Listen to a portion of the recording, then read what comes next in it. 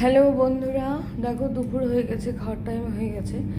এখন সব খেতে বসবে না, পরে খাবে। তো যাই হোক, তোমাদেরকে আগে খাবারটা দেখিয়ে দিই কী রান্না হয়েছে। দেখতে পাচ্ছ গরম, একদম ভাত খুব গরম। তারপরে দেখো, এই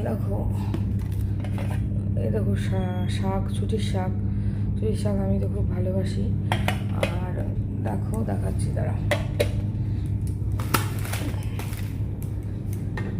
এই দেখো প্রেশারে খাসির মাংস আলু দিয়ে, দেখতে পাচ্ছ তোমরা।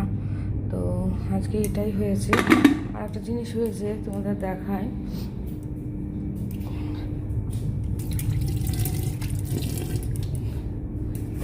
এই দেখো আলু ভাজা।